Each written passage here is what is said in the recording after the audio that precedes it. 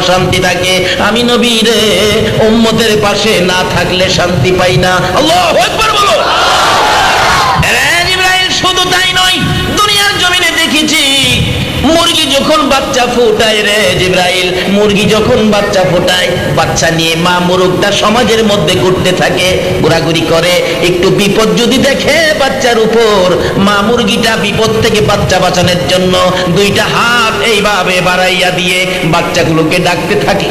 বাচ্চাগুলো মায়ের ডাকে সাড়া দিয়ে দৌড়াইয়া মায়ের পাখার নিচে আশ্রয় নেয়। মা বাচ্চাগুলো বুকে লইয়া বড় শান্তি পায়। জিবরাইল, আমি নবীর মন চাই সোনার মদিনার মাটিতে শুয়ে থাকবো রে। তামাম পৃথিবীর আমার উম্মতের যদি কোনো বিপদ দেখা দেয়, আমার মন চাই উম্মতের জন্য দুইটা হাত মদিনার জমিন থেকে বাড়াইয়া দিব। দুইটা হাতের মধ্যে আমার তামাম পৃথিবীর উম্মত গুলো লইয়া আমি নবী শান্তিতে সোনার মদিনায় শুয়ে থাকবো।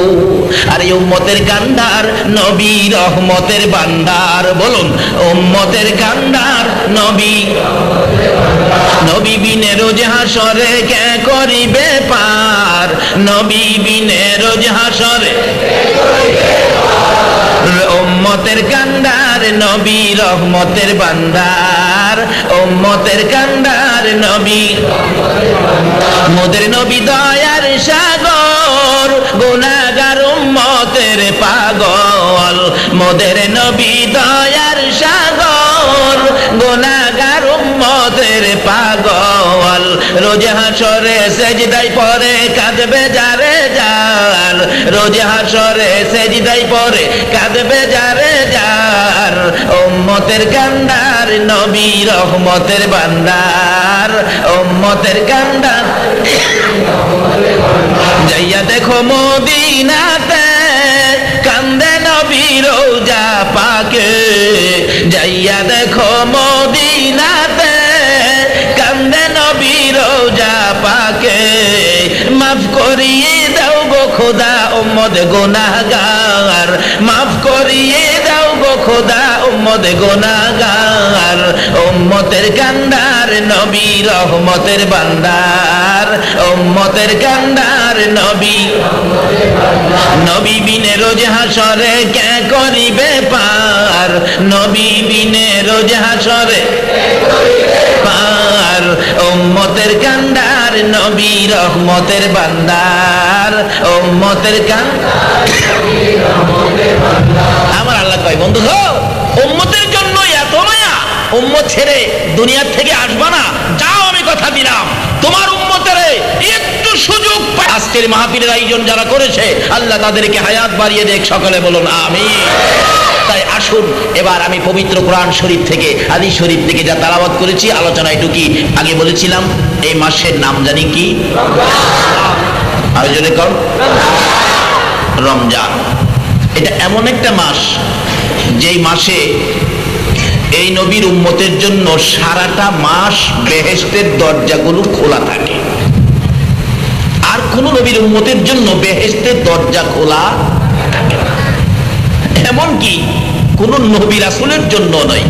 আমার নবী যেদিন মেরাজের সফর করতে গিয়েছিলেন, রাসূল বলেন একটা জান্নাতের বারিন্দার মধ্যে দেখলাম ইদ্রিস নবীকে বসা। নবীজি প্রশ্ন করলেন, ইদ্রিস তুমি এখানে? হুজুর আমি পানি খাই দিয়েছিলাম, খালি পানি খাই বেহেশতের বারিন্দায় বসে। শুধু পানি খাও কেন, ভিতরে যাও না, ভিতরে আরো অনেক মজার খাবার আছে। ইদ্রিস নবী বলেন, হুজুর ভিতরে কিভাবে যাব? ওই যে দেখেন বেহেশতের প্রত্যেকটা গেটে লেখা আছে আখিরি নবী। আখিরি নবী উম্মত নিয়ে না আসা পর্যন্ত কারো জন্য বেহেশতের দরজা খোলা হবে না। আমরা সেই নবীর উম্মত, যেই নবী উম্মত নিয়ে না যাওয়া পর্যন্ত বেহেশতের দরজা খুলবে না। আজকে সেই রমজান মাসে সেই নবীর উম্মতের জন্য পুরাটা মাস বেহেশতের দরজা খোলা থাকবে। তাহলে বেহেশতের দরজা যদি রমজানে খোলা থাকে, তাহলে বলুন তো এটা কি রোজা যারা রাখছে তাদের জন্য, নাকি যারা রোজা রাখে নাই তাদের জন্য? সহজ ওয়াজ, রমজানে বেহেশতের দরজা খোলা কার জন্য? রোজাদারের জন্য। তাইলে আশা করি আপনারা তো রোজা রাখেন, মাশাআল্লাহ আপনারা বেহেশতি। সকলে বলুন আলহামদুলিল্লাহ। আসুন, এই বেহেশতে যাইতে গেলে, বেহেশতি হইতে গেলে আমাদের আরো কি করণীয় আছে সেটা বোঝার জন্য পবিত্র কোরআন শরীফ থেকে আমি সর্বপ্রথম তেলাওয়াত করেছি, ওমা খলাকতুল জিন্না ওয়াল ইনসা ইল্লা লিয়াবুদুন। মানুষ এবং জিন জাতিকে বানাইলেন শুধুমাত্র ইবাদত করার জন্য। বলুন, কার ইবাদতের জন্য? শুধু নামাজ রোজা ইবাদত এটাই কিন্তু শেষ নয়। জিহাদের ময়দানে রক্ত দেওয়া, নবীর ভালোবাসায় জীবন দেওয়া, নবীর ভালোবাসায় মাথা কাটা, গলা কাটা, কলিজা বাহির করে দেওয়া, তীরের আঘাত, ডান দিকের তীর কলিজা ছেদ্র করে বাম দিক দিয়ে বেরিয়ে যাওয়া, এটাও ইবাদত। আলামিন বিচার করে জান্নাতীদেরকে জান্নাতে দেবেন, জাহান্নামীদেরকে জাহান্নামে দেবেন। জান্নাতীদেরকে জান্নাতি দিয়ে আমার আল্লাহ দেখা করতে যাবেন আপনাদের সাথে, জান্নাতীদের সাথে। যা বলবেন দক্ষিণ দিকে দাঁড়ায়া, হে জান্নাতীরা, আমার মেহমানেরা, তোমরা কেমন আছো? তোমরা তো দুনিয়াতে ইবাদত করছো, আমি তোমাদেরকে জান্নাত দিলাম, আমার জান্নাতে তোমাদের কেমন লাগে? দক্ষিণ দিকের জান্নাতীরা বলবেন, প্রভু গো, বলেন কি, আপনার জান্নাতে কত মজা, কি যে স্বাদ। পূর্ব দিকে যাবেন, তোমরা কেমন আছো? খুব ভালো আছি। উত্তর দিকে যাবেন, তোমরা কেমন আছো? খুব ভালো আছি। পশ্চিম দিকে যাবেন, তোমরা কেমন আছো? তারা কথা বলবে না, মনটা বড় দুঃখ কষ্ট দেখা যায়। কি ব্যাপার, তোমাদের মনটা ব্যথিত দুঃখিত দেখা যায়, ব্যাপারটা কি? আল্লাহ, আপনার জান্নাতের মধ্যে তো শান্তি লাগে, ময়দান লাল লাল হয়ে যাইতো, তোমার নবীর ভালোবাসায় জীবন দিতে যাইয়া যে স্বাদ, যে মজা পাইতাম গো ও প্রভু, ওই তোমার বন্ধুর ভালোবাসায় জীবন দেওয়ার মতো স্বাদ তোমার জান্নাতের ভিতরে লাগে না। এই ইবাদতের দিকগুলি বাহির করি। যে নবীর ভালোবাসায় জীবন দিতে যেই স্বাদ, যে নবীর ভালোবাসায় জীবনের দেওয়ার স্বাদ জান্নাতের স্বাদের সাথে মিলে না। জোরে জোরে কর সুবহানাল্লাহ।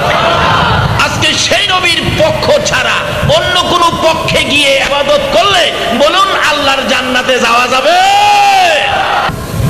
মদিনা ডাকে, মক্কা, মিনা, মুজদালিফা, আরাফা, সাফা, মারওয়া, জমজম, খানায় কাবা লইয়া বাহাদুরি করস। মক্কা রে, আমি মদিনার দিকে তাকাইয়া দেখ, আমি মদিনার জমিনে এমন এক নবী শুইছে রে মক্কা, এই নবী যদি না হইতো তোর খানায় কাবা হইতো না। বলুন, আমাদের নবী না হইলে কি খানায় কাবা হইতো? হাদিসে কুরসিতে আমার আল্লাহ ওয়াজ করেন, লাউলা কালামা খলাকতুল আফলাক, এই নবীকে সৃষ্টি না করলে সৃষ্টি জগতের কিছুই সৃষ্টি। আজকে সেই নবী আপনার আমার মায়ায় আরশে গেল না, সিদরাতুল মুনতাহায় গেল না, জান্নাতুল ফেরদাউসে গেল না, মদিনার মাটিতে শুয়ে শুয়ে 24টা ঘন্টাই নবী আপনার আমার জন্য কাঁদতেছে। একটুও নবী, যা কায়েম করো সুন্নিয়াত, আমল করো নামাজে রোজা, সুন্নিয়াত জিন্দাবাদ, জিন্দাবাদ নবীর, জিন্দাবাদ জিন্দাবাদ নবীজির আশিক যিনি, মরে অমরে না তিনি, নবীজির আশিক যিনি, মরে অমরে না তিনি, কাফন পরে ঘুমিয়াছে গাউসুল আজম বগদাদ, কাফন পরে ঘুমিয়াছে গাউসুল আজম বগদাদ, জিন্দাবাদ জিন্দাবাদ নবীর, জিন্দাবাদ জিন্দাবাদ। আমল করো নামাজে রোজা, কায়েম করো সুন্নিয়াত, আমল করো নামাজে রোজা, কায়েম করো সুন্নিয়াত, জিন্দাবাদ জিন্দাবাদ নবীর সেনা, জিন্দাবাদ জিন্দাবাদ। নবীর জন্য হও রে পাগল, ওহে নবীর আশিক সকল, নবীর জন্য হও রে পাগল, ওহে নবীর আশিক সকল, পার করিবে দয়াল নবী রোজ হাসরে ফুলসিরাত, পার করিবে দয়াল নবী রোজ হাসরে ফুলসিরাত, জিন্দাবাদ জিন্দাবাদ নবীর সেনা, জিন্দাবাদ জিন্দাবাদ জিন্দাবাদ নবীর সেনা, জিন্দাবাদ। আমল করো নামাজ রোজা, কায়েম করো সুন্নিয়াত, আমল করো নামাজ রোজা, কায়েম করো সুন্নিয়াত, জিন্দাবাদ জিন্দাবাদ নবীর, জিন্দাবাদ জিন্দাবাদ। যদি আল্লাহ কোনদিন তৌফিক দেয় মদিনায় যাবেন, কি যে মদিনা, যারা না দেখছে তাদেরকে বোঝানো যায় না। যদি তৌফিক দেয় একবার যায়েন মদিনা, সোনার মদিনা। মদিনা গেলে ঠগা হয় না তো, একটা সদাই পাওয়া যায় যেটা পৃথিবীর কোনো মার্কেটে এই সদাই পাওয়া যায় না। সে সদাইটা কি? রাসূল বলে গেছেন, মান যারা কবরি ওয়াজাবাত লাহু শাফাতি। উম্মতেরা রে, যদি সময় হয়, তৌফিক হয়, ক্ষমতা হয়, একদিন আমি নবীর রওজাটা জিয়ারত করে যাই। যে আমার রওজাটা জিয়ারত করে গেছে তাকে শাফায়াত করে জান্নাতে নেওয়া আমি নবীর উপরে ওয়াজিব হয়ে গেছে। একজন নবীর রওজা জিয়ারতকারী দেখা যেই কথা, একটা জান্নাতি মেহমান দেখা সেই কথা। যদি আল্লাহ তৌফিক দেয় একদিন যাবেন নি সোনার মদিনা। আল্লাহ এই মদিনার পাগল লোকদেরকে তুমি মদিনা যাওয়ার তৌফিক দিও। আর যদি মদিনা যাওয়ার তৌফিক না দাও, মদিনা ওয়ালারে একদিন এই ভাঙ্গা করে বাংলাদেশের ঘরে ঘরে নবীর আশিকদেরকে স্বপ্নে হইলেও একদিন দেখাইয়া দিও। জোরে বলুন আমারও বলুন আমিন। নবীর স্বপ্নে দেখলে জাহান্নামের আগুন কি হবে? আসতে কইলেন যে জাহান্নামের আগুন কি হবে? এত বলুন তো, সমস্ত পৃথিবীর মানুষকে স্বপ্নে দেখলে জাহান্নামের আগুন হারাম হবে? তাহলে কাকে দেখলে জাহান্নামের আগুন হারাম হবে? তাহলে এই নবী কি আমরার মতো হইতে পারে? বাবারে একটু সাবধানে নবীকে নিয়ে হিসাব কিতাব কইরেন। এই নবীকে নিয়ে টানা হেসরা কইরেন না, বরবাদ হয়ে যাবেন। আজকে নবীকে নিয়ে টানা হেসরা করি বিদায় আজকে মুসলমানদের উপর অধপতন। যতদিন পর্যন্ত সমস্ত পৃথিবীর মুসলমান এই নবীকে নবীর জায়গায় রাইখা সম্মান শ্রদ্ধা মান্য না করবে, ততদিন পর্যন্ত আমার আল্লাহর সাহায্য মুসলমান পাইতে। কিন্তু 313 হইলে কি হবে? নবীর পক্ষে আছে কে? হয় না, নবীর পক্ষে আছে কে? সে আল্লাহ কি এখনো আছে? এর মধ্যে দুইটা বাচ্চা, হাতি আর তুখম, দুইটা বাচ্চা মাজ আর মুহাব্বিস, দুই ভাই মার কাছে গেছে। মা যায় দেখে মার চোখের পানি জর্জর করে পড়তেছে। আজকে কোন মা এই সন্তান পেটে নিয়েছো যারা মাহফিলের আয়োজন করেছে? ওই বদরের যুদ্ধের সৈনিকের মা চোখের পানি ছেড়ে দিলেন। বাচ্চা দুইটা প্রশ্ন করলো, মা মা মাগো তুমি কাঁদতেছো? মা চোখের পানি ছেড়ে ছেড়ে বাচ্চাদের কাছে মনের দুঃখ বলতেছে, বাবারা রে কান্দি কোন ব্যথায় জানোনি? কোন ব্যথায় কান্দো? সন্তানেরা আজকে নাকি আমার নবী যুদ্ধে যাবে, আবু জাহেল ময়দানে দাঁড়িয়ে আছে আমার নবীকে মারার জন্য। তোমরা যদি আর একটু বড় হতে আমি আমার নবীর পক্ষে যুদ্ধের ময়দানে পাঠিয়ে দিতাম। দুইটা বাচ্চা মায়ের চোখের পানিগুলো মুছে মার পায়ে সালাম করে ডাকতেছে, মা গো কসম খাইলাম গো মা, এই নবীর জন্য কান্দো, নবীর জন্য কান্দো। মা আর কাঁদতে হবে না, আমরা দুই ভাই তোমার পা ছুঁয়ে কসম খাইলাম এই নবীর দুশমন আবু জাহেলকে দুনিয়া থেকে বিদায় না করে আমরা তোমার সন্তান তোমার কুলে আসবো না। মা দুইটা হাত বাড়ায় দেখে, মাউদ রে আমার দুইটা ছোট্ট ছোট্ট বাচ্চা তোমার বন্ধুর প্রেমে পাগল হয়ে গেল। আমি মায়ের চোখে পানি দেখে সইতে না পেরে তোমার বন্ধুর দুশমন আবু জাহেলকে দুনিয়া থেকে বিদায় করার প্রতিজ্ঞা নিয়েছে। আমি মা হইয়া দোয়া করে দিলাম আমার এই কচি কচি বাচ্চাগুলো তোমার নবীর প্রেমের বাগ বানাইয়া দাও। বলুন মায়ের দোয়া কবুল হয় কিনা? আজকে সেই মায়ের সন্তানেরা এই মাহে রমজানে বদরের যুদ্ধের মাসে এই মাহফিলের আয়োজন করেছে। শুনলাম তারাও নাকি কচি কচি বাচ্চা। আজকে যেই বাচ্চারা এই মাসে আয়োজন করেছে, কাল কিয়ামতে মাজ আর মুহাব্বিদের সাথে তাদের হাসর নসিব হয়ে যাবে। আসুন আগে বাড়ি, কষ্ট হইতেছে বাবারা ভাইয়েরা, একটু কষ্ট করুন। জীবনে এই সুযোগ সবসময় হয় না। এই রমজান মাসে যে আল্লাহ আপনাদেরকে আমাদেরকে এইভাবে কবুল করেছেন কোরআন হাদিসের পক্ষে, এটা ভাগ্যবানের কথা। আসুন আগে বাড়ি। দুইটা বাচ্চা মার কাছ থেকে বিদায় নিলেন মার পায়ে সালাম করে। বলুন কার পায়ে? বাচ্চাদেরকে এই শিক্ষাটা দিবেন মার পায়ে সালাম করা। এখন তো সালাম করতে দেয় না, এক জাতের হুজুর বাইরিছে। উম্মতের জন্য শিক্ষা, উম্মতের জন্য শিক্ষা। কাজী আমাদের শিখতে হবে।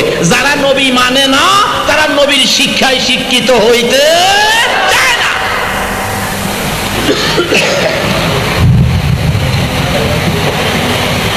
মায়ের পায়ে সালাম করে দুইটা বাচ্চা ডাকতেছে, মা মা তুমি আর কেঁদো না, কথা দিলাম নবীর দুশমন দুনিয়ার থেকে বিদায় করব।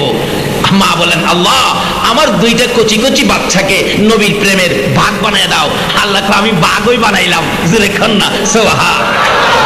বাচ্চা দুইটা যাইতেছে, একটু পরপর ফিরা ফিরা চায়, মা মা গো কথা দিলাম আবু জাহেলকে দুনিয়ার থেকে বিদায় না করে বাড়িতে আসবো না। মা চোখের পানি ছেড়ে কাঁদে, প্রভু গো আমার সন্তান দরকার নাই, আমার নবী বাঁচাইয়া দাও। মদিনার মহিলারা, মক্কার কিছু কিছু মহিলারা বলুন নবীজিকে নিজের সন্তানের চাইতে বেশি ভালোবাসতেন কিনা? একটা মহিলা নবীজি যুদ্ধে যাবে, 6 মাসের একটা বাচ্চা ছেলে কোলে নিয়ে নবীজির সামনে গিয়ে দাঁড়িয়ে বলেন, ইয়া রাসূলুল্লাহ আপনি যুদ্ধে যাবেন? আমার এই বাচ্চাটা নিয়ে যান। রাসূল বলেন, বাচ্চাটা নিলে কি লাভ হবে? সে কি যুদ্ধ করতে পারবে? মহিলাটা কাঁদে, নবী গো যুদ্ধ করতে পারবে না, কিন্তু আমি যে যুদ্ধে যাইতে পারতেছি না, মহিলারা যে যুদ্ধে যাওয়া নিষেধ হয়ে গেছে, নবী গো আপনার পক্ষে আমি কাকে দিব? আমার আর কেউ নাই, আপনি বাচ্চাটা নিয়ে যান। কি হবে? মহিলাটা বলতেছেন, মহিলাটা, হুজুর এই বাচ্চাটা আপনি কোলে করে রাখবেন, কোন কাফের বেঈমান যদি আপনার দিকে তীর মারে, এই তীরটা আপনার গায়ে লাগার আগে আগে আমার বাচ্চাটাকে তীরের সামনে তুলে ধরে রাখবেন। হুজুর তীরের আঘাতে আমার কলিজার টুকরা সন্তানের কলিজা ছিদ্র হয়ে যাবে। জিহ্বাটা বাহির করে মা মা বলে কাঁদতে কাঁদতে দুনিয়া থেকে বিদায় হয়ে যাবে। আমি মায়ের কোনো দুঃখ নাই, আমার রাসূলের গায়ে যেন আঘাত না লাগে। সন্তান দেয়, রাসূলকে কষ্ট পাইতে দেয় না। কেমন মহিলা ছিল! বাচ্চা দুইটা যাইতে যাইতে লম্বা ঘটনা সংক্ষেপ করে দিলাম।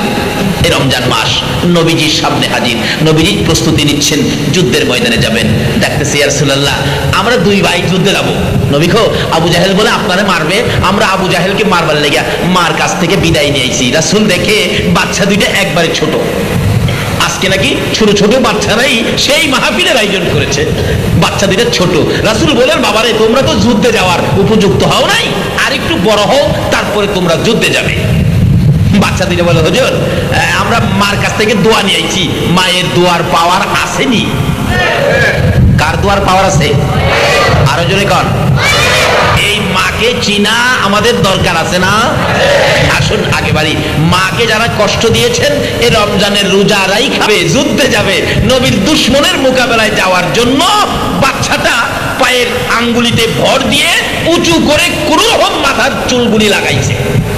ইয়া রাসূলুল্লাহ দেখছেন আমার মাফ হয়ে গেছে।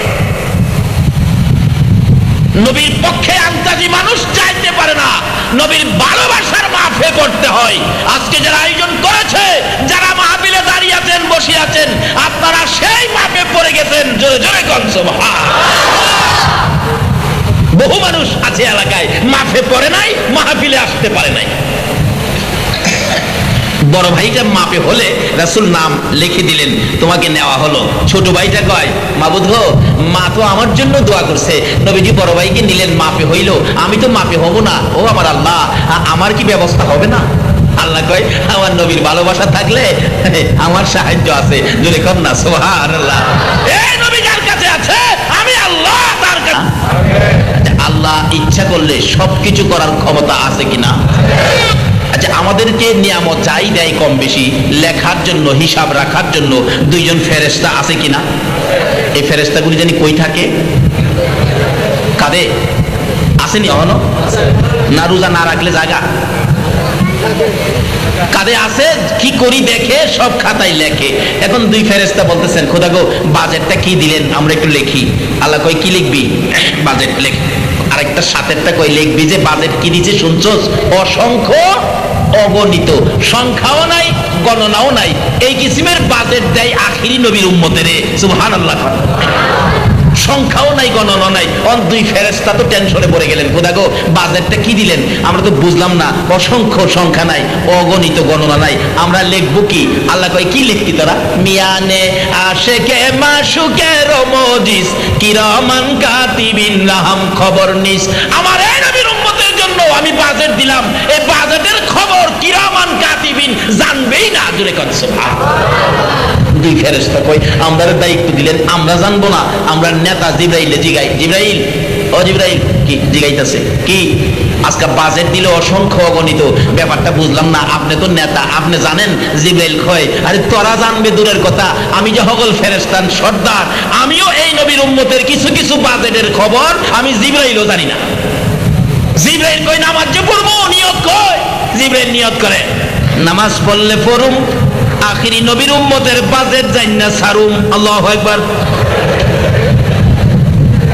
নামাজ শুরু করছে, 20,000 বছরে 1 রাকাত পড়ছে। কয় হাজার বছর? 20,000। আল্লাহ 1 রাকাত, 40,000 বছরে 2 রাকাত নামাজ আদায় করে জিবরাইল হাত বাড়াইছে, প্রভু গো পৃথিবীতে কোনো মাখলুক এত লম্বা নামাজ পড়তে পারবে না। আল্লাহ বলেন হ্যাঁ তা তো ঠিক, কেউ পারবে না। প্রভু এত লম্বা নামাজের নেকি দুনিয়ার কেউ পাবেনি। আল্লাহ বলেন হ্যাঁ পাবে। জিবরিল তো আরো আশ্চর্য, নামাজের বেলা এত লম্বা নামাজ পড়তে পারবেনি। আল্লাহ বলেন না, নামাজের নেকি পাবেনি। আল্লাহ বলেন হ্যাঁ, নামাজের বেলা না, নেকির বেলা হ্যাঁ। জিবরিল বলেন প্রভু গো এই বান্দা, এই মানুষ, এই মাখলুক কে হবে আমি জানতে চাই। আমার আল্লাহ বলেন জিবরাইল রে, নামাজের বেলা না, নেকির বেলা হ্যাঁ। এত লম্বা নামাজ ছাড়া এর চেয়ে বেশি নেকি পাবে রে জিবরাইল, তারা হলো আমার আখিরি নবীর উম্মত। তাই আসুন এই বদরের যুদ্ধে রমজানের 17 তারিখ বিজয় হয়েছিলেন নবীর পক্ষ, আমরা সে নবীর পক্ষে যাব, নবীর পক্ষে যাব, আল্লাহর সাহায্য নিব, নবীর পক্ষে যাব, জান্নাতের মেহমান হব, নবীর পক্ষে থাকব, জান্নাতের দরজা খোলা থাকবে। সে নবীর পক্ষে কিভাবে থাকা যায় সেটা বোঝার জন্য সামনে অল্প একটু আলোচনা করে আমি আপনাদেরকে নিয়ে দোয়া করব। কি বলেন? 10-15 মিনিট সময় আপনারা দিতে রাজি আছেন না? নবীর পক্ষে থাকতে গেলে নবীর কথা মাইন্না না না মাইন্না? তোকে বলেন আমি একদিন দেখি আমার নবী গভীর রাত্রে বিছানায় বসে বসে কান্দে। প্রশ্ন করলাম ইয়া রাসূলুল্লাহ, গভীর রাত্রে বিছানায় বসে বসে কান্দেন কেন? আল্লাহর নবী গো এই খেজুর পাতার চাটার মধ্যে শুয়ে ঘুমাইতে বুঝি আপনার কষ্ট হয়? না রে আয়েশা, সেই জন্য নয়, একটা চামড়ার ব্যাগ, ভিতরে তুলা নাই, ফর্ম নাই, শুধুমাত্র কয়েকটা খেজুর পাতা, এর মধ্যে মাথা দিয়ে শুয়ে ঘুমাইতে বুঝি কষ্ট হয়? না রে আয়েশা, সেজন্য কান্দি না। তাহলে বুঝি ফেলেছি মা মা কইয়া ডাকার সুযোগ বন্ধ হয়ে গেছে, মায়ের কথা বুঝি মনে হয়ে গেছে, মায়ের জন্য বুঝি কান্দেন? আমার নবী বলেন না রে আয়েশা, সেজন্য নয়। হুজুর তাহলে কেন কান্দেন? জীবনে কোনোদিন বাবার মুখ দেখেন নাই, বাবা কইয়া ডাকতে পারেন নাই, বাবার কথা বুঝি মনে হয়ে গেছে, বাবার জন্য বুঝি কান্দেন? আমার নবী বলেন আয়েশা রে, না না তাও না, তাহলে কেন কান্দেন আমি জানতে চাই। আমার নবী চোখের পানি ছেড়ে ছেড়ে জবাব দেন, আয়েশা রে শুনো রে আয়েশা, আমি কেন কান্দি? বিছানার জন্য নয়, বালিশের জন্য নয়, মায়ের জন্য নয় রে, বাবার জন্য নয়, আমি কান্দি রে আয়েশা আমার গুনাহগার এতিম উম্মতের জন্য। যেই নবী মায়ের ব্যথা, বাবার ব্যথা ভুলে গিয়ে আপনার আমার কথা, আপনার আমার ব্যথাই নবী কান্দে। বলুন এই নবীর কথা মানা দরকার আছে কিনা? নবীর কথা মানবে যারা হবে জান্নাতি। বলুন নবীর কথা মানবে যারা হবে জান্নাতি। না মানিয়া আবু জাহেল হইল দুজুকি, না মানিয়া আবু জাহেল। নবীর কথা মানবে যারা হবে জান্নাতি, নবীর কথা মানবে যারা হবে জান্নাতি। না মানিয়া আবু জাহেল হইল দুজুকি, না মানিয়া আবু জাহেল। এই নবীর কথা মানলে জান্নাতি, না মানলে দুজুকি। মানলে আবু বকর, না মানলে আবু জাহেল। আপনারা কি আবু বকর হবেন না আবু জাহেল হবেন? নবীর কথা মাইন্না না না মাইন্না? নবীজি বলছে নামাজ বেহেশতের, কয় না নামাজ বেহেশতের। আবার বলছে হাদিস শরীফে কি, মান আহাব্বা সুন্নতি আল আখির, নবীর একটা সুন্নতকে যে মহব্বত করলো সে যেন নবীকে মহব্বত করলো, নবীকে যে মহব্বত করলো সে আল্লাহর বেহেশতে ঢুকে গেল। জোরে কন্যা সুবহানাল্লাহ। বেহেশতে যাইতে গেলে নবী ছাড়া যাওয়ার কোনো ভাও দেখছেন? এই নবীর লোকে সম্পর্ক করেন, নবী দেখছেন প্রথম দিছে বেহেশতের চাবি, আবার দ্বিতীয়ত বলছে তোমরা বেহেশতে ঢুকবে আমার মহব্বতের সহিত সুন্নতের আমল করে। তৃতীয়ত বলছে কি, আল জান্নাতু তাহতা আকদামিল উম্মাহাত, উম্মতেরা রে তোমার মায়ের পায়ের নিচে তোমার জান্নাত। বলুন কার পায়ের নিচে? নবী কইছে, কে কইছে? আরো জোরে কোন, কার পায়ের নিচে? এই নবীর কথা মানা দরকার আছে কিনা?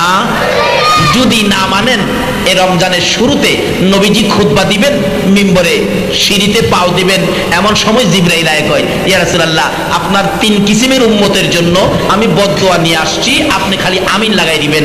আমার নবী কান্দে, জিবরাইল রে, যে নবী, আমি নবী উম্মতের ব্যথায় জীবনে কোনোদিন পেট ভরে খানা খাই নাই, জীবনে কোনোদিন রাত্র ভরে ঘুমাই নাই, জীবনে কোনোদিন ভালো পোশাক গায়ে দেই না রে জিবরাইল, উম্মতের ব্যথায় আমার সেই উম্মতের উপর লানত দিবি, বদদোয়া দিবি, আর আমি নবী আমিন লাগাবো, সেটা কেমনে হবে? আমার কোন উম্মতের জন্য জানতে চায়। জিবরাইল বলেন, ইয়া রাসূলুল্লাহ, এত বরকতের রমজান আপনার উম্মতকে দেওয়া হয়েছে, যেটা অন্য কোন নবী রাসূলের উম্মতের দেওয়া হয় নাই।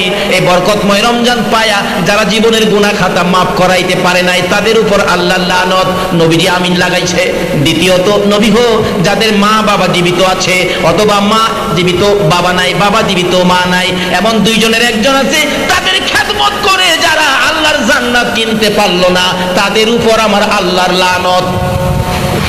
নবী কয়, মা বাবার খেদমত করবি না, এমন উম্মত দরকার নাই, আমিন লাগাই দিছে। এখন মা বাবারে কষ্ট দেওয়া না যদি কেউ থাকেন, নবীর সুপারিশ আপনার মুখ, এই সন্তানের চেহারা আমি মারে কবে দেখাইবা। তোমার আমার মতো একটা সন্তানের মুখ দেখার জন্য, চেহারা দেখার জন্য, সন্তানের মা হওয়ার জন্য তোমার আমার মা জীবনে কত কষ্ট করেছে, মা ব্যতীত অন্য কেহ এই কষ্ট সহ্য করার ক্ষমতা। বাবা দেখেন, একটু যদি ফেন্নের করতাম বাবার কোলে গিয়া, বাবা কই কান্দিস না, আর কান্দিস না, আবার কান্দে, আবার যদি ফ্যান করে উঠছি, বাবা কইতো আরেকবার চিল্লানি দিবি, গলার চিপটা মাইরা ফেলে দিব। আচ্ছা, মার কোলে থেকে আধা ঘন্টা ফেনফিনি করছেন, বলুন তো মা কোনোদিন গলার চিপটা মারবো এ কথা কইছে? এই জন্য নবীজি মায়ের পায়ের নিচে এই উম্মতের বেহেশতের খবর দিছে, জোরে জোরে কর সুবহানাল্লাহ। আমার নবী বলেছে, উম্মতেরা রে, এই মায়ের পায়ের নিচে তোমার জান্নাত। জিবরাইল বলেছেন, ইয়া রাসূলুল্লাহ, এই মা বাবা 2 জন বেঁচে আছে, অথবা 2 জনের একজন বেঁচে আছে, তাদের খেদমত করে যারা জান্নাত কিনতে পারে নাই, তাদের উপর আল্লাহর লানত। আমার নবী আমিন লাগাইয়া দিলেন। তৃতীয় কথা, জিবরাইল বলেন, ইয়া রাসূলুল্লাহ, আপনি নবীকে সৃষ্টি না করলে জগৎ সৃষ্টি হতো না, আপনার জন্য কুল কায়নাত সৃষ্টি, আপনার উপর আমার আল্লাহ নিজে দুরূদ সালাম প্রেরণ করে। এটা কেমন কথা? আল্লাহ নিজে দুরূদ সালাম প্রেরণ করে যেই নবীর উপর, নবী গো, আপনি নবীর নাম শোনা মাত্র যারা দুরূদ শরীফ পড়বে না, তাদের উপর আল্লাহর লানত। নবীজি আমিন লাগাই দিলেন। আসুন, রমজান পেয়েছি, জান্নাতের দরজা খোলা, আমরা জান্নাতি হব। এই 3 বদদোয়া থেকে বাঁচতে হবে। 1 নম্বরে হলো রমজানের ইজ্জত করব, রমজানের তাজিম করব, রমজানের হব, কবরে যাব, জান্নাতি বিছানায় থাকবো। আল্লাহ আমাদেরকে সেই নবীর উম্মত করুন, সেই নবীর উম্মত হিসাবে রমজানের বরকত সহ, শবে কদর সহ আমাদের নসিব করুন। সকলে বলুন আমিন। বাবারা, রাত্র অনেক হয়ে গেছে, আসুন একটু দুরূদ সালাম মদিনা পাঠাইয়া আমরা দোয়া করি। দোয়া, এই সময় দোয়া কবুলের সময়, আবার সেহরি খেতে হবে, আপনারা এই দোয়ায় শরীক হন, দোয়া না করে কেউ উঠবেন না। একটু দুরূদ সালাম আসুন মদিনা পাঠাই, তারপরে ইনশাআল্লাহ দোয়া হবে। ইয়া নবী সালাম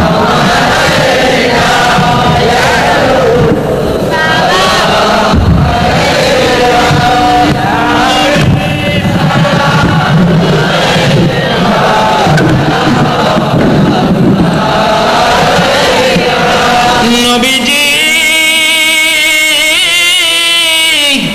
ওগো দয়াল নবীজি,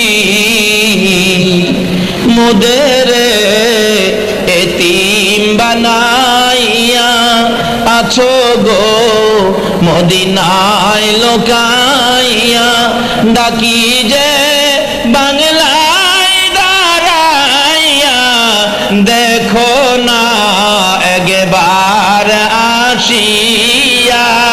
ইয়া নবী সালাম,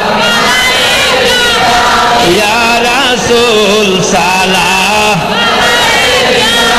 ইয়া হাবিব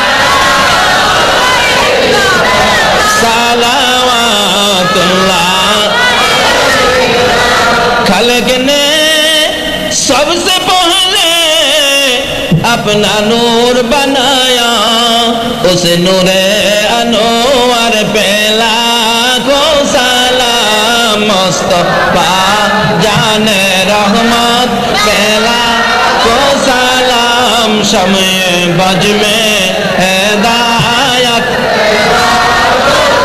गौसे आजम इमाम तो का अवल्लो का गौसे आजम इमाम तो का अवल्लो का जलवाए शाने कुदरत पहला को सलाम मुस्तफा जाने रहमत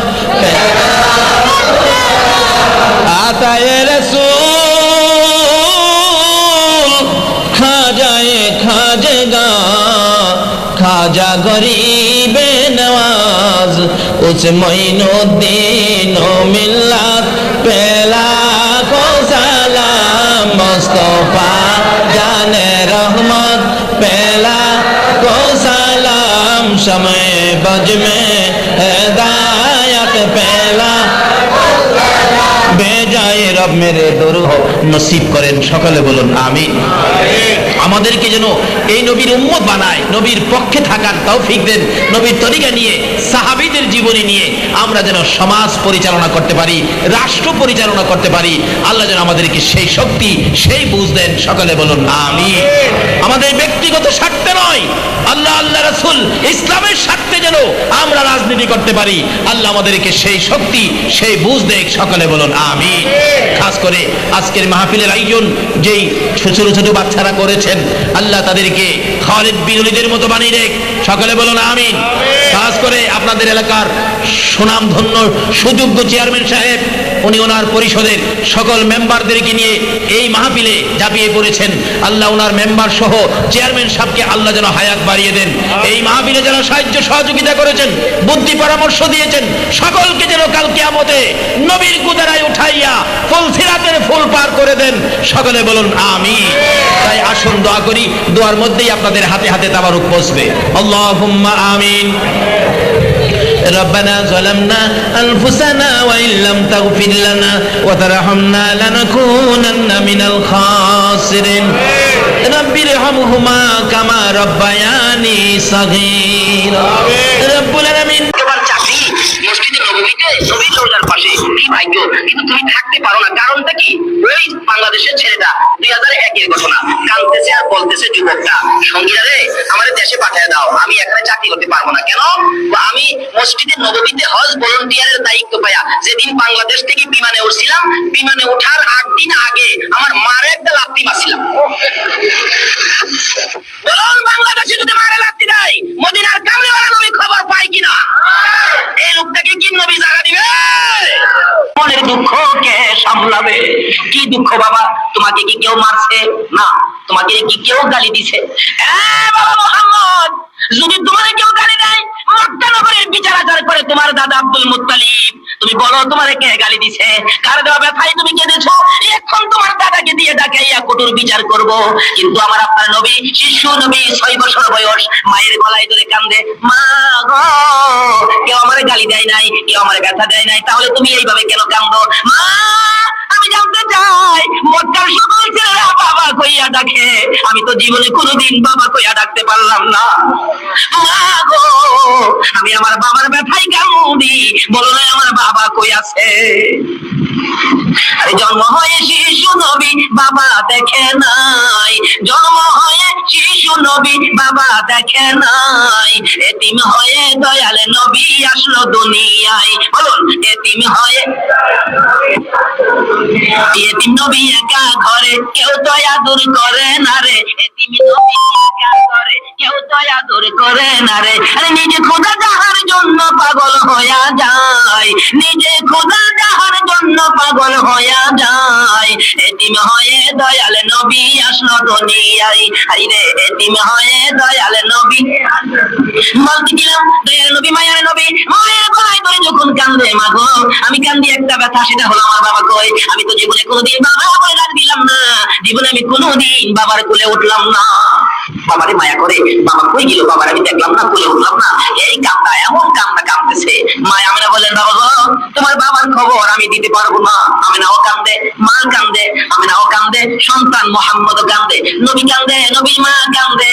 এমনি সময় নবীর আদরের দাদা আব্দুল মুত্তালিব কান্দার আওয়াজ শুনে দৌড়ায় আসছে, বাবা আয় আমেনা, তুমি কেন কান্দো, আমার নাতি কেন কান্দে?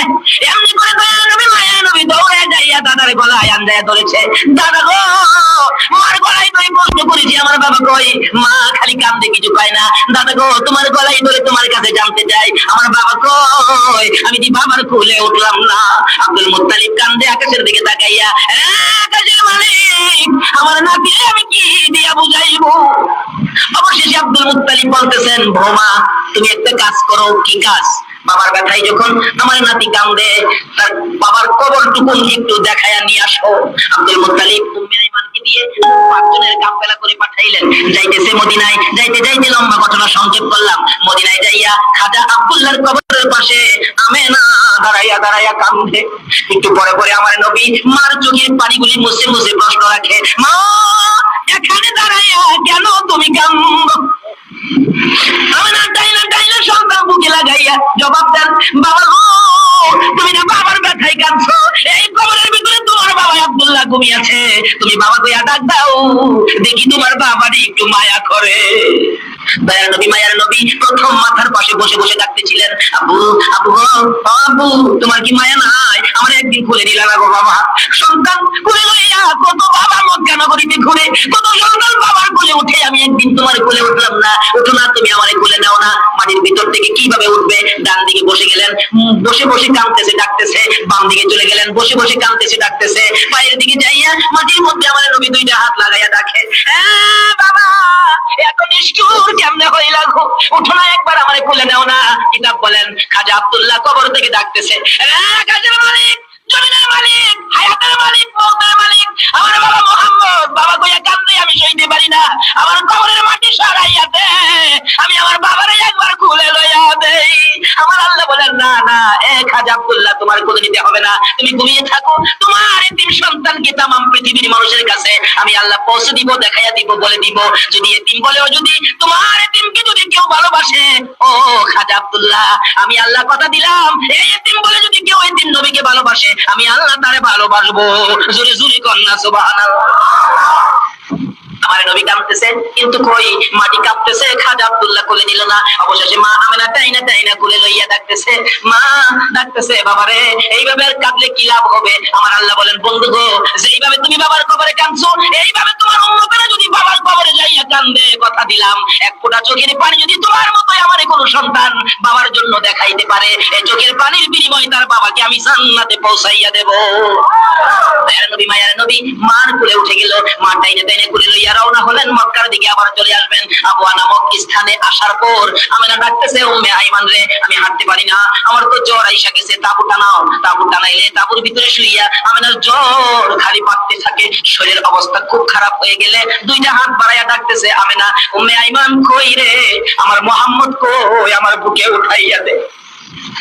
দয়ার নবী মায়ের নবী শিশু নবীকে কোলে লইয়া 2টা কানে চুমাইয়া চুমাইয়া দেখে, বাবা মোহাম্মদ, বাবা খুঁজতে যাইয়া আজকে বুঝি মা হারাইয়া ফেলবা, আমার মন বলে আমি বাঁচবো না। দয়ার নবী মায়ের নবী মার 2 গালে চুমাইতেছে, মা গো এমন কথা বলো না, তুমি যদি মরে যাও আমি কার সাথে ঘুমাবো? কে আমারে বাবা কইয়া ডাকবে? কে আমারে আদর করবে? কে আমারে মায়া করবে? আমি কারে মা বলে ডাকবো? এবার উম্মে আইমান বলে, না আমার পাশে আও। তাইনা তাইনা কোলে নিলে এবার দেখা যায় আমার চোখগুলি যেন নড়তেছে, বিদায় হয়ে যাবে। দৌড়ে যাইয়া আমার নবী শিশু নবী মায়ার নবী দয়ার নবী মায়ের গলায় আঞ্জায় ধরেছে। এবার সন্তান বুকে লইয়া মা আমেনাও বিদায় হইয়া যায়। দয়ার নবী কান্দে, আমার কি বানাইলা গো আল্লাহ, একদিকে বাবা ঘুমাইতাম, আমার মাও দুনিয়া থেকে বিদায় হয়ে গেছে। আমার আল্লাহ বলেন, বন্ধু গো, মা হারা কোন সন্তান যদি তোমার মতো এইভাবে কান্দে, মায়ের কবরে যাইয়া যদি কান্দে, কথা দিলাম তোমার মতো এক ফোঁটা চোখের পানি যদি আমার মায়ের জন্য দেখাইতে পারে, সন্তানের চোখের পানির উসিলাই তার মা বাবার কবর জান্নাতের বাগান বানাইয়া দেব। আমার নবী এইভাবে তরিকা আমাদের সামনে রাস্তাগুলি খুলে দিয়ে গেলেন। যদি আমরা মার সাথে বাবার সাথে ভালো ব্যবহার করি, দুনিয়াতে একটা অলি হইতে পারবো। মায়ের দোয়াই অলি হওয়া যায়, নবীর ভালোবাসায় অলি হওয়া যায়, ডাইরেক্ট অলি হওয়া যায়। আসুন সংক্ষেপ আলোচনা বলতেছিলাম, দয়ার নবী মায়ার নবীকে কোলে লইয়া উম্মে আইমান দাসী মক্কার দিকে রওনা হলো। বহুদিন পার হয়ে গেলে আব্দুল মুত্তালিব ঘুমায় না, রাত্র হলে খালি ছটফট করে।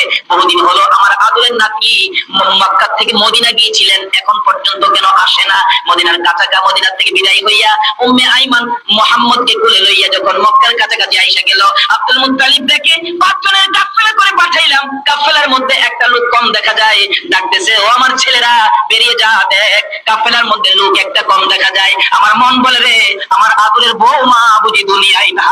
খবর পাঠাইলে খবর একটাই পাওয়া গেল, আদরের বৌমা দুনিয়ায় নাই। কাছাকাছি আসার পর আমার নবী দাদাকে দেখে দূর থেকে হাত বাড়াইয়া ডাক মারছে, দাদা গো আমার কে কোলে নিবে গো দাদা, আমার মা নাই বাবাও নাই, আমার কে আদর করবে?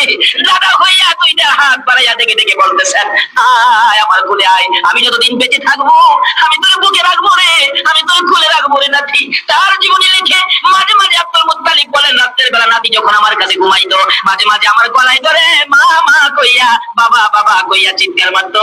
আমি কোলে লইয়া আবার ঘুম পাড়াইয়া বলতাম, নাতি রে ঘুমা রে, তোর মা নাই রে, তোর বাবা নাই। এইভাবে মাহারা বাবাহারা হইয়া আমার নবী কত কান্দা কাঁদছে। এই নবীর উম্মত যদি হও, যদি নবীর কথাগুলি মানো, মায়ের কবরে যাও, বাবার কবরে যাও, যদি মা বাবা দুনিয়ায় না থাকে, আর যদি মা বাবা দুনিয়ায় থাকে, মা বাবার খেদমতে চলে যাও। কই যাবেন? মা বাবা দুনিয়ায় থাকলে কই যাবেন? মা যদি বলে, বাবা আমার জন্য 2টা আপেল আনতো, কি বলেন, আনতে হবে কিনা? এখনের পোলাপান আনতে রাজি না, দমক মারে, টাকা নাই আইতে বাসন কয়, আমাদের দেশে কয় হানুক হানুক। আরে হাঙ্কি আর কি, হাঙ্কি। সেই শান্তির মধ্যে বাবারে বাদ দেয়, বাসনও দেয় না। এতে কি বোঝা যায়? বাবারে আদর করে নাকি ঘৃণা করে? ঘৃণা করে। হাঙ্কির মধ্যে বাদ দেয়, প্রত্যেকদিন এক সমান এক মাপে বাদ দেয়। বাবা তো বুড়া মানুষ, একদিন ভাত খাইছে, পেটটা ভরে নাই, বাসনটা হাতে নিয়ে কাঁদতেছে, কাঁদতে কাঁদতে অস্থির। তার নাতি ছিল, আদরের নাতি। নাতি বলতেছেন, দাদা তুমি কাঁদো কে? দাদা কই, কাঁদি রে ভাই, যে ভাত দিছে, ভাত খায়া তো আমার পেট ভরে নাই, আর চাইতে ভাত হইলে ভালো হইতো, এই জন্য কাঁদি। বর্তমানের অবস্থান বলছি। নাতি কো, দাদা দাও আমার কাছে, দাও আমি ভাত নিয়ে আসি তোমার জন্য। কয় না, তুমি আবার ভাত চাইতে গেলে আবার নিয়ে সন্ধ্যার সময় ভাত বন্ধ হয়ে যাবে, নাই যা খাইছি তাই আর দরকার নাই, শুধু পেয়ে আছি। নাতি চালাক, বাচ্চা ছেলে খুব চালাক। হ্যাঁ, মাটির বাসন লইয়া দৌড় মারছে, ওখানে যাইয়া বাসনটা ইচ্ছা করে হাত থেকে ফালাইয়া ভেঙে দিচ্ছে। বাইঙ্গা হ্যাঁ নিজেই কাঁদতেছে, তার মা বাবা 2 জন বেরিয়ে আসছে। আব্দুল আলী কান্দুস কে বেটা? আব্বা কান্দি, বাসনটা যে ভাঙে গেল এই জন্য তো কান্দি। বাসন একটা ভাঙতে বেটা, মাটির বাসন 10টা নিয়ে আমু, কান্দুস কে? আয় আমার কোলে আয়। না কোলে যাবো না, আগে কাইন্দা লই। কেন কাঁদবি? মাটির বাসনটা যে ভাঙছি। আরে একটা বাংশ 10টা নিয়ে আমু, এটা কয় টাকার ব্যাপার? না এই বাসনের জন্য না, আমি যে দাদার বাসনটা ভাঙছি। তুমি তোমার বাবারে যে এই বাসন মাইপা ভাত দিতা, আমি বড় হইয়া এই যাওয়া সব শেষ। শেষ কথা, মা বাবার সাথে আজকালকার দিনে কি ব্যবহার করে আমার জানা ঘটনা। আমি যখন চাকরি করতাম, এলাকার ঘটনা, কি সুন্দর ঘটনা দেখেন। একটা মাত্র ছেলে হয়েছে, একটা ছেলে। ছেলে হওয়ার পরে ছেলের বাবা মারা গেছে, মা বাচ্চাটা কোলে নিয়ে কান্দে। আমি যদি অন্য জায়গায় বিবাহ বসি, এই ছেলেটারে রাখবে না, দূর করে দিবে।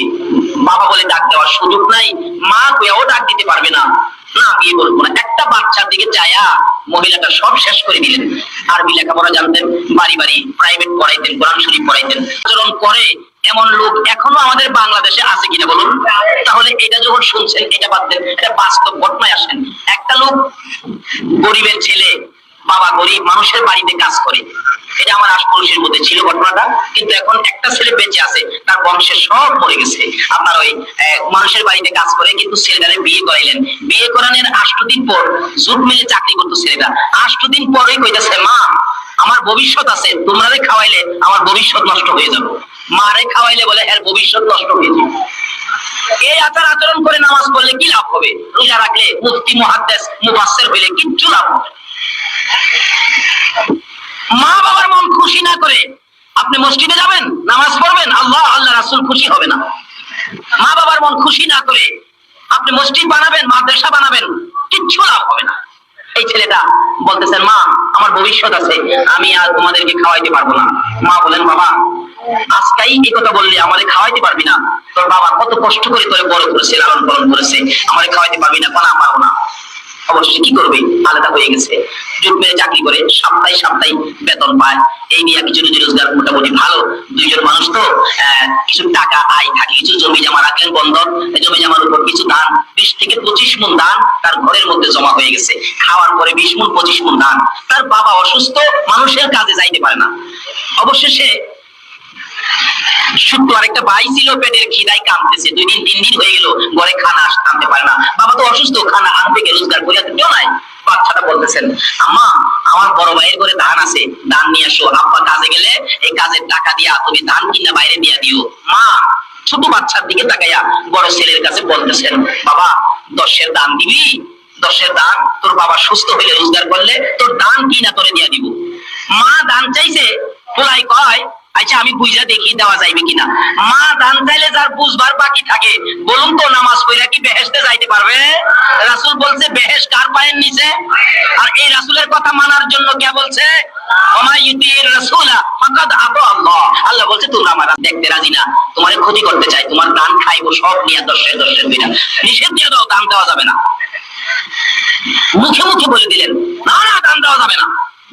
যেই মা এই সন্তান পেটে রাখা কলিজায় লাথি খাইছে, এই সন্তান যদি 10-এর দান না দেয়, বলুন তো মা কষ্ট পাইছে কিনা? মার চোখের পানি এসে গেছে, বাবারে কত প্রস্রাব পায়খানা সাফ করছি, রাত্রে রাত বিজার জায়গায়, তোমার প্রস্রাবের বিজা জায়গায় আমি ঘুমাইছি, তোমারে শুকনার মধ্যে রাখছি, যদি একবারে শুকনা জায়গা না পাইছি আমার বুকি করে তোমারে সারা রাত ঘুম পাড়াইছি, আজকে আমারে 10 কেজি দান দিলা না। মার চোখে পানি এসে গেছে, কাঁদতে কাঁদতে ঘরে ঢুকলে তার বাবা জিগায়, কাঁদোকে? কাঁদি, তোমার পোলা আমার 10-এর দান দিল না। আরো কয় দান খাইয়া বলে হ্যাঁ শেষ করবো। বাবাই কয়, বড় পোলা এত আদর করি, মানুষের বাড়ির কাজ করি, সন্ধ্যার সময় বাড়িতে আসতে খালি হাতে কোনোদিন আসি নাই, একটা কমলা হইলেও নিয়ে আসছি, আইসা যদি দেখছি পোলা ঘুমাইছে, কমলাটা ছিলাইয়া ঘুমতে উঠাইয়া খাওয়াইছি, না হয়তো আমার ঘুম হইছে না, এই পোলা 10-এর দান দিল না। বাবাও কান্দে, মাও কান্দে। আমার আল্লাহ কয়, আর কান্দিস না, তোদের চোখের পানি তোর সন্তানের জন্য গজব বানাইছি। আচ্ছা বলুন তো, মা বাবার চোখের পানি যদি সন্তানের জন্য গজব হয়, এই গজবকে বাঁচাইবার ক্ষমতা পৃথিবীর কারো আছে? মানুষই কয় তোমার কি হলো, ডাক্তার দেখাও। ডাক্তারের কাছে যাওয়ার পরেই ডাক্তার বলেন, আপনি দূরে থাকেন, আপনার যক্কা হয়ে গেছে, যক্কা। তখনকার সময় যার হয়তো যক্কা তার নাই রক্ষা, ওষুধ ছিল তখন, এখন তো ওষুধ বাইরিয়া সর্দির মতো হয়ে গেছে। এবার বাস্তব ঘটনা বলছি। তারপরে ডাক্তার বলেন আপনার ওষুধ নাই, আপনি বাড়িতে চলে যান। ডাকতেছেন, ডাক্তার সাহেব বাড়িতে চলে যান, আপনার যক্কা হয়ে গেছে। বাড়িতে যায় খালি চোখের পানি মুছে। বিবি সাহেবা জিগায়, কাঁদোকে? ডাক্তার কি কইছে? আরে ডাক্তার তো কইছে। কি কইছে? কয় না। কি কইছে কও? ডাক্তার কইছে আমার বলে যক্কা। যেই খালি কইছে যক্কা, এবার বাড়ি অনেক কাপড় লয়া পিছন দিয়া বাহির হইয়া নিজের করে রক্ষা। স্বামী পালাইছে, তোমার সাথে থাইকা আমার জগ কইব নাকি? তোমার সাথে থাকলেই আমার জগ কইব, মরো তুমি মরো, আমি মরতে রাজি না। আল্লাহ বলেন, শোনো, আমার বান্দার ডাক শুনে আমি যে কত খুশি। আমি অনেক সময় বোঝানোর জন্য বলে থাকি, আপনাদের এই এলাকার নাকি বাস্তব, আমার ছেলে আমাকে মা বলে ডাকলো, দরজা খুলে দেখে কলিজার টুকরা সন্তানটা, যেই সন্তান পেটে নিয়ে 10 মাস 10 দিন কি কষ্ট করেছে, যে কষ্টের খবর আল্লাহ ছাড়া কেউ।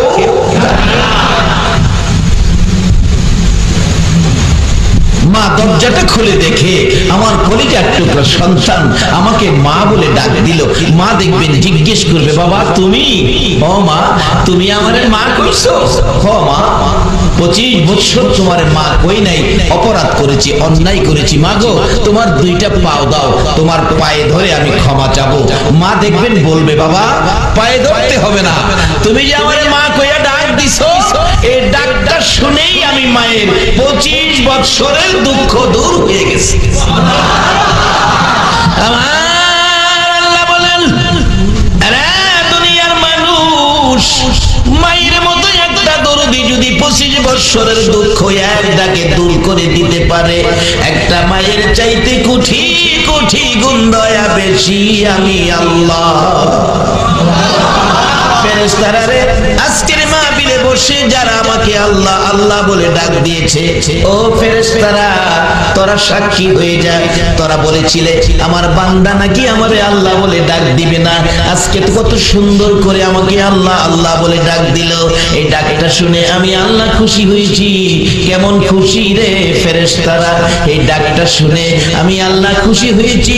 25 বছর বুঝি না, 50 বুঝি না, 90 বুঝি না, 100 বুঝি না, মেয়ে বুঝি না, পুরুষ বুঝি না, যারাই আজকের মাহফিলে আমাকে আল্লাহ বলে ডাক দিয়েছে রে ফেরেশতারা, আমি তাদের সমস্ত জীবনের গুনাহগুলো ক্ষমা করে দিলাম। প্রশ্ন আসতে পারে, হুজুর আমরা তো কেউ ক্ষমা চায় নাই, এইভাবে এক ডাকে আল্লাহ আমাদের ক্ষমা করে দিল, তার কারণ কি? তার কারণ যদি জানতে হয় যেতে হবে গো আমার দয়ার নবীর জীবনী। যেই নবী আপনার আমার ব্যথায় জীবনে কোনোদিন আরামের বিছানায় পিঠ লাগায় না, যেই নবী আপনার আমার ব্যথায় আপনার আমার মায়ায় জীবনে কোনোদিন পেট ভরে খানা খায় না, জীবনে কোনোদিন ভালো বিছানায় ঘুমায় না, ভালো পোশাক নবী গায়ে দেয় না, তার বাস্তব আম্মা জান আয়েশা সিদ্দিকার জীবনীতে বহু ঘটনা উল্লেখ করেছেন।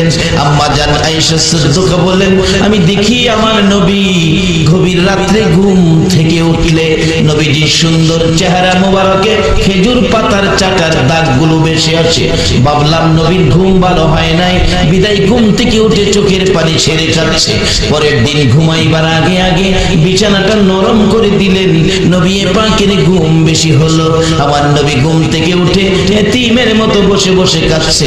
আম্মা জান আয়েশা সিদ্দিকা পাশে বসে প্রশ্ন করলেন, ইয়া রাসূলুল্লাহ আজকে কেন কাঁদেন? কালকে কেঁদেছেন, বুঝেছি বিছানার জন্য কাঁদছেন, কষ্ট হয়েছে, আজকে তো বিছানা নরম করে দিয়েছি, কষ্ট হয় নাই, আজকে কেন বসে বসে কাঁদতেছেন? নবী গো কান্দার কারণ কি আমি আয়েশা জানতে চাই। আমার নবী বলেন, আয়েশা রে এই বিছানা আর কোনোদিন নরম করে দিও না রে আয়েশা, হুজুর কালকে ঘুম থেকে উঠার পর আমি আপনার চেহারা মোবারকে দাগ দেখে আমার কষ্ট হয়েছে, বিদায় বিছানা নরম করে দিলাম। হুজুর এইভাবে কেন কাঁদতেছেন আমি জানতে চাই গো নবী।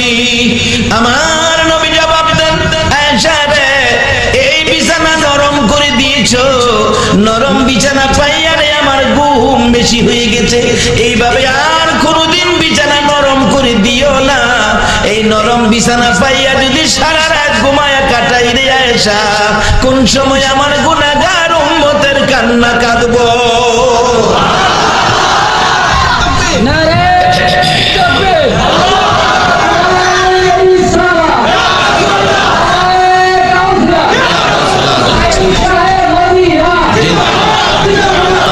নবীর সেনা জিন্দাবাদ জিন্দাবাদ জিন্দাবাদ, নবীর সেনা জিন্দাবাদ। আমল করো নামাজ রোজা কায়েম করো সুন্নিয়াত, আমল করো নামাজ রোজা কায়েম করো সুন্নিয়াত, জিন্দাবাদ জিন্দাবাদ নবীর সেনা জিন্দাবাদ জিন্দাবাদ জিন্দাবাদ, নবীর সেনা জিন্দাবাদ। নবীজির আশিক যিনি মরে ও মরে না তিনি, নবীজির আশিক যিনি মরে ও মরে না তিনি, কাফন পরে ঘুমিয়াছে গাউসুল আজম বগদাদ, কাফন পরে ঘুমিয়াছে গাউসুল আজম বগদাদ, জিন্দাবাদ জিন্দাবাদ নবীর সেনা জিন্দাবাদ। বাবার ভাইরা, যেই নবী জীবনে কোনোদিন আরামের বিছানায় ঘুমায় না, রাত্র ভরে ঘুমায় না, উম্মতের মায়ায় কান্দে, এই জন্যই তো আজকে একটা একটা ডাক দেওয়ার পর আমার আল্লাহ আমাদেরকে মাফ করে দিলেন। আম্মা জান আয়েশা সিদ্দিকা বলেন, কেন এই নবীর উম্মত মাফ পাবে না? আমি দেখেছি আমার নবী উম্মতের মায়াই কত, উম্মতের ব্যথাই কত ব্যতীত। আমার নবী গোসল করে হুজরায় ঢুকলে অনুমতি চাইলাম, ইয়া রাসূলুল্লাহ অনুমতি দেন, আপনার চেহারা মুবারকে তোল মালিশ করব। অনুমতি পাইয়া তোল মালিশ করার জন্য যাইয়া দেখি আমার নবীর চেহারা এত সুন্দর, চোখ ফিরানো যায় না। এই সুন্দর চেহারার মাঝে মাঝে কালো কালো দাগ গর্ত হয়ে আছে। প্রশ্ন করলেন, ইয়া রাসূলুল্লাহ আপনার কি ছোটকালে কোথাও কোনো ব্যথা পেয়েছিলেন? কেন রে আয়েশা, মাঝে মাঝে কালো দাগ গর্ত হয়ে আছে, ছোটকালের দাগ বড় হইলেও মুছে যায় না। আমার নবী চোখের পানি গুলো ছেড়ে ছেড়ে কান্দে, রে আয়েশা না রে, এই দাগের কথা আমার মনে করিস না রে আয়েশা, এই দাগ সম্পর্কে প্রশ্ন করিস না।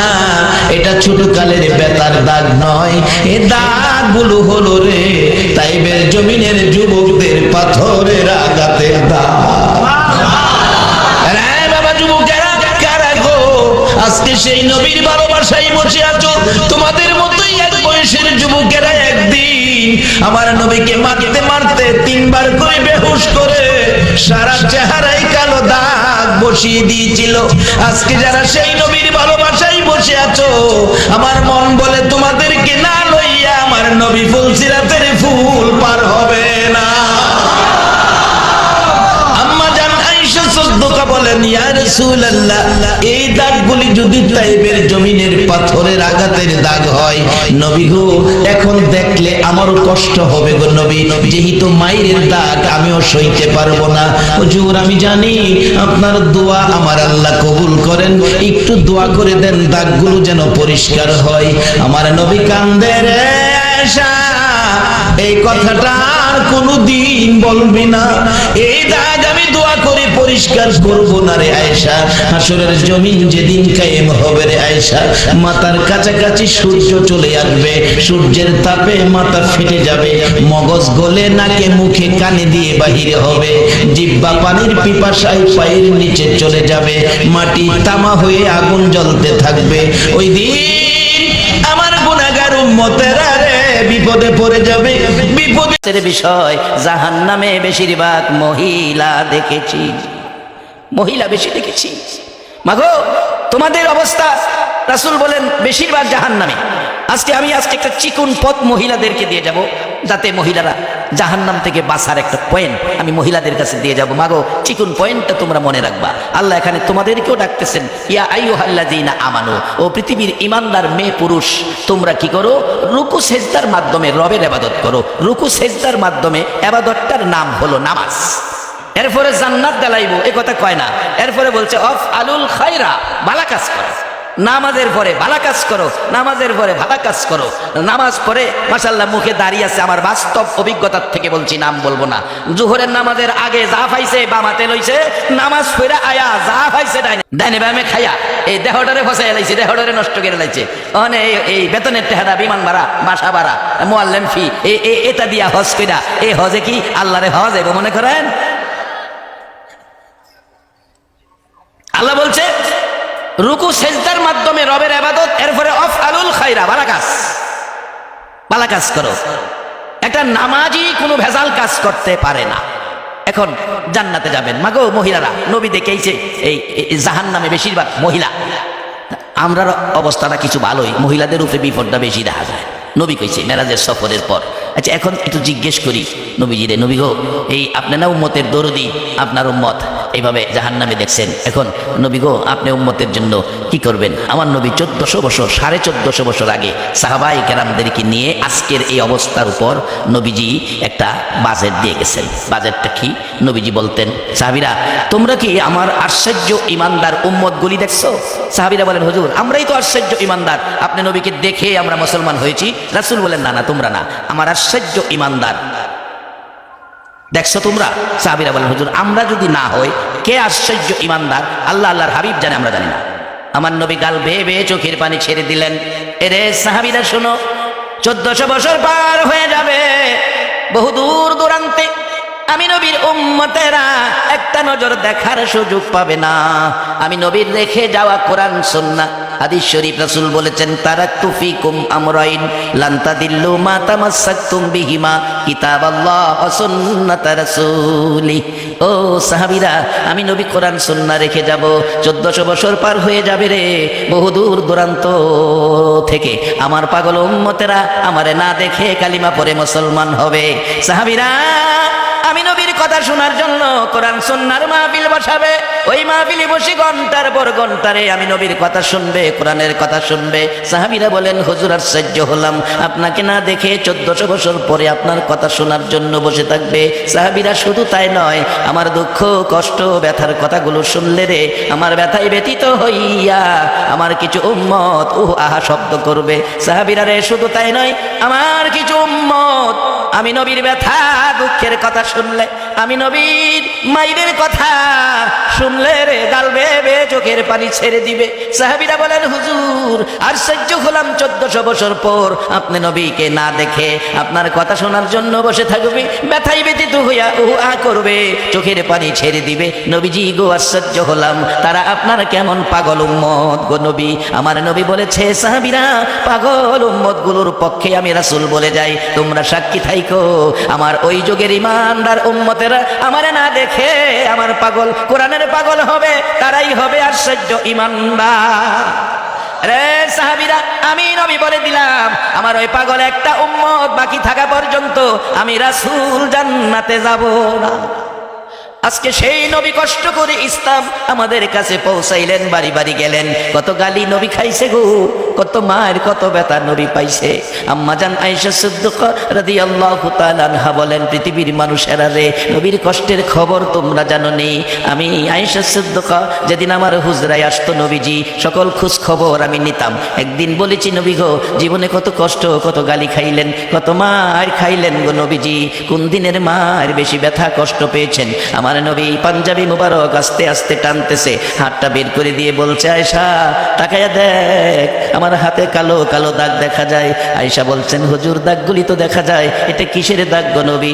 আমার নবী কান্দে গো গাল বাসাইয়া, রে আয়েশা, এই দাগগুলো তাইফের জমিনের যুবক রে, তাইফের জমিনের যুবকেরা আমারে পাথরে আঘাত করেছে, দাগগুলো চেহারায় লেগে আছে। কে গো বাবার, আজকে সেই নবীর উম্মত হইয়া, সেই নবীর মায়া লইয়া মাহফিলে বসে আছো।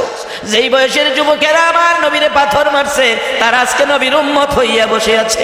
আম্মা জান আয়েশা বলেন, হুজুর দাগগুলো দেখলে আমার ব্যথা হবে, দোয়া করে দেন দাগগুলো যেন পরিষ্কার হয়। আমার নবী বলছে, রে আয়েশা, এই কথাটা কোনোদিন বলবে না। আসরের জমিন যেদিন কায়েম হবে, 3 ইঞ্চি উপরে সূর্য নেমে আসবে, একটা সূর্যের মধ্যে 70টা সূর্যের পাওয়ার থাকবে। মাথার মগজ, মাথার সার গলে মাথার মগজ বেরিয়ে যাবে, পানির পিপাসায় জিহ্বা বাহির হয়ে যাবে। ওই দিন আমার উম্মতেরা বিপদে পড়ে নবী কই তালাশ করবে। রে আয়েশা, সেদিন আমি নবী 63 বছর জিন্দেগির কষ্ট, এই ফের জমিনের যুবকদের মায়ের দাগ, এর কোনোটারই বিনিময় চাই নাই, বিনিময় নেই নাই। আমি দৌড় দিয়ে আল্লাহর আরশের কিনারে যাব। মাবুদ, চোখটা খুলে একটা দিন বাবা দেখি নাই, মুখটা খুলে একটা বার বাবা ডাকি নাই। কত জায়গায় মায়ের খাইলাম, ও আল্লাহর বন্ধু কাঁদবে, আল্লাহর বন্ধু কাঁদবে। কত জায়গায় মায়ের খাইলাম, কত জায়গায় ব্যথা পাইলাম, দান দান মুবারক শহীদ করলাম। মাবুদ রে, হাতের মধ্যে দাগ, সারা চেহারার মধ্যে দাগ, এই পাথরের আঘাতের দাগ আল্লাহ রেখে দিলাম। আজকে কোনোটাই তো বিনিময় নিলাম না, আজকে তোমার কোর্টে আজকে সবগুলোর বিনিময় চাইলাম, বিনিময়ের জন্য তোমার কাছে হাত বাড়াইলাম। মাবুদ, আমার এক একটা দাগের বিনিময় আমার কোটি কোটি গুনাহগার উম্মতের মাফ করে দাও। আরে মামে লোকেরা, তোমাদের একটা পয়েন্ট সেদিন হবে, সেই কোটে তোমরা দাঁড়াইয়া বইলো, আল্লাহ আমরা আখিরি নবীর উম্মত। অনেক আলেম ওলামা, পরহেজগার, মুত্তাকি, হাফেজকারী আমাদের মতো মহিলারা পেটে রাখছে। আদম আলাইহিস সালামের পরে যত নবী রাসূল দুনিয়াতে আসছে, সবাইকে আমাদের মতো মহিলারা পেটে রাখছে। আব্দুল কাদের জিলানী সহ সকল ওলি আল্লাহগণকে আমাদের মতো মহিলারা পেটে রাখছে। মাবুদ, এই খাতিরে আমরা মহিলাদেরকে তুমি মাফ করে দাও। আমি জানতে চাই আপনাদের কাছে, মেয়ে পুরুষ যারা আজকের মাহফিলের মধ্যে আছেন, বাড়ি ঘরে বসে আছেন, সকলের গুনাহ যদি একত্রিত করা হয়, আমার আল্লাহর মায়া দয়া বেশি হবে না কম হবে? আমার আল্লাহ আজকের মাজলিসের মেয়ে পুরুষ সবাইকে মাফ করে দেওয়ার ক্ষমতা আছে কিনা? বাবারা, মাগো মেয়ে লোকেরা, চিকুন পয়েন্টটা তোমাদের দিয়ে গেলাম। বলবেন হুজুর আমরা আর কি চিকুন পয়েন্ট নাই? চিকুন পয়েন্ট আমরার বেশি আছে, সবটা কইতাম না, একটা খালি কই। আমার নবী বসে আছে, জিবরাইল আইছে, হুজুর এই যে প্রতীক আইতাছে, আল্লাহ তারে জান্নাত দাঁড়াইছে। রাসূল বলেন বলো কি কি ব্যাপার? হুজুর একটা পিপাসিত গাদা মরুভূমিতে পানির পিপাসায় জিব্বা বের করে দিছে, পানি নাই। এই লোকটা একটা তরমুজের বাহল রাস্তার মধ্যে পড়ে রয়েছে, তরমুজের বাহলটা নিয়ে গাদার সামনে দিছে। সাধারণত তরমুজের বাহলে পানি পানি থাকে, এই তরমুজের বাহলটা পিপাসিত গাদারে নিয়ে কাছে দিছে, খাওয়াইছে। গাদারা এটা খাইয়া কিছুটা পানির পিপাসা কমছে, ঠান্ডা হইছে, আত্মতৃপ্তি পাইছে। হুজুর এই কারণে আল্লাহ খুশি হইয়া এই ব্যক্তিরে আল্লাহ তার জান্নাত দান করে দিছে। তরমুজের বাহল গাদারে খাওয়াইলে আল্লাহ যদি জান্নাত দিতে পারে, আজকে এমন একটা কাজ যদি আমরা করি, আল্লাহ আপনারা জান্নাত দিব, ক্ষমতা আল্লাহর আছে কিনা? একবার বলুন আল্লাহু আকবার। সেই আল্লাহ কোরআনে বলছে, কি বলছে? রুকু সেজদার মাধ্যমে ইবাদতের পরে তোমরা কি করো? আফআলুল খায়রা, ভালো কাজ করো, তাইলে লাআল্লাকুম তুফলিহুন, তোমরা সফল কাম, তোমরা বেহেশতি। আল্লাহ নিজে কইতেছে। এখন আপনারা কি আল্লাহর বেহেশতি হইতে সকলে রাজি আছেন? ভয় পেন না, বেহেশতি আপনারা যাবেন। রাজি আছেন নিকট? রাজি থাকলে আল্লাহ আপনাদেরকে বেহেশত দিব, কিন্তু শর্ত হলো জীবনে একটা ভালো কাজ থাকতে হবে। আফআলুল খায়রা লাআল্লাকুম তুফলিহুন। আমি আজকে এখানে দেখি এই বেহেশতি মানুষ কে কে আছেন, আমি একটু দেখব। আল্লাহ বলছে নামাজের পরে, কারণ নামাজ পড়াও অনেকে গেলাম বেজাল করে, উঠতে পারি না, তোরা আমারে উঠা। বন্ধুরা টাইনা উঠাইছে, হসপিটাল পাঠাইছে, হসপিটাল থেকে আর ফিরে আসলো না, কবরের প্যাসেঞ্জার হয়ে গেছে। আল্লাহ বলছে খলিকাল ইনসানু যায়ফা, সৃষ্টি করেছি মানুষ দুর্বল করে। মনে যা চায় তা করো না, যেই কিছুদিন দুনিয়ায় থাকবা এর মধ্যে ভালো কিছু ভালো কাজ কইরো। ভালো কাজ যারা করবে তারা জান্নাতে যাবে। বাবারা ভাইয়েরা শুন, আমি মূল আলোচনায় যাচ্ছি। ভালো কাজ করলে জান্নাতে যাবেন। এর মধ্যে একটা ভালো কাজ হইল যে আল্লাহ আমাদের ইসলাম দিলেন, যে আল্লাহ আমাদের জন্য জান্নাত বানাইলেন, সেই জান্নাতের মালিকের সাথে একটা সম্পর্ক, এটাও শিক্ষা দিছে নবীজি। হাদিসে আসছে আসসালাতু মেরাজুল মুমিনিন, মুমিনের মেরাজ হলো মাওলার সাক্ষাৎ হবে নামাজের মাধ্যমে। একবার বলুন মারহাবা। বাজান, যার বাস্তব নামাজের মাধ্যমে মাওলার সাক্ষাৎ, যার বাস্তব এক আল্লাহর ওলি মরুভূমির পথ দিয়ে চলছে, সাথে একজন খাদেম। আসরের নামাজের টাইম তারা জামাতে নামাজ পড়বে, কিন্তু নামাজের টাইম এখন তো একজন মুসল্লি দরকার, তারা দুইজন। এমন সময় দেখে উপর থেকে একজন কাঠুরিয়া লাকড়ির বোঝা নিয়ে আসতেছে। কাছে আসলে বললেন বাবা আসে কাটছে, সালাম দিলেন কাঠুরিয়া, তাতে বোঝা গেল লোকটা মুসলমান। বাবা তুমি নামাজ পড়ো? জি হুজুর আমি নামাজ পড়ি। বোঝা নামাইছে, আসো জামাত পড়ি। উজু আছে বাবা? উজু করে আসো। তাইমুম করো? পানি নাই। হুজুর আমার উজু আছে। কাঠুরিয়া গরিব মানুষ, জংলাই কাটে, উজু থাকে। ও মুসলমান, ইসলাম কত সুন্দর জিনিস, উজু রাইখো, কাজ কামে যায়, মুসলমানদের কোনো বিপদ হবে না। আমার মসজিদের পাশে এক মুরব্বী মারা গেছে, প্রায় 100 বছর বয়সে। এই মুরব্বী বলেছে, ও নাতি, বাবার সাথে ক্ষেত নিরাইতেছি, নাইল্লা ক্ষেত নিরাইতেছি, পাট ক্ষেত নিরাইতেছি। বাবা হঠাৎ করে উঠে চলে গেলেন। আবার কিছুক্ষণ পর আসতে জিজ্ঞেস করলাম, দাদা বলতেছেন 100 বছর আগের কথা। দাদা বলতেছেন আব্বা আপনি কোথায় গেলেন? আবার চলে আসলেন। বাবারে উজু ছুটে গেছিল, আমি উজু করে আসছি। এমন দিনের মুসলমান ছিল যারা ক্ষেত নিরাইতো, উজু করে উজু ভাঙতো না। আর